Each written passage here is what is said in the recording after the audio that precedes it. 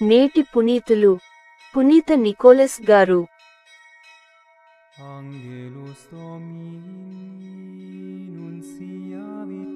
ఒక సోదరునిపై మరియొకడు న్యాయస్థానమునకు పోయి అవిశ్వాసులగు వ్యక్తులచే తీర్పు పొందుచున్నారు.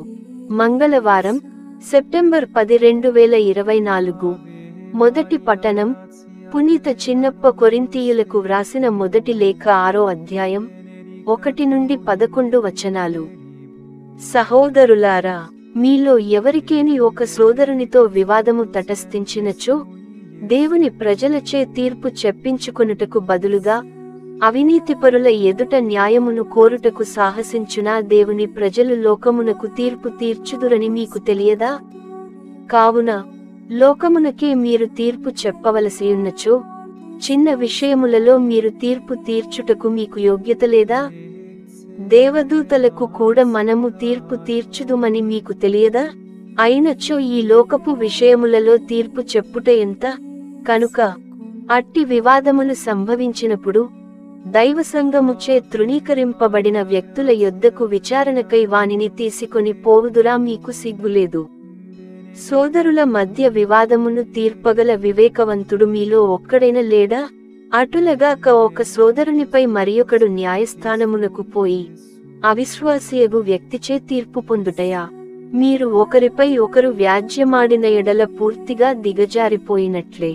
అంతకంటే మీకు జరిగిన అన్యాయమును సహించుట మేలు కదా. దానికంటే మీ సొత్తులను అపహరింపబడనిచ్చుట మేలు కదా. కాని మీరే ఒకరికి ఒకరు అన్యాయము చేసుకొనుచున్నారు, ఒకరిని ఒకరు దోచుకొనుచున్నారు. అందును మీ సోదరులనే. దుష్టులు దేవుని రాజ్యము పొందరని మీకు తెలియదా?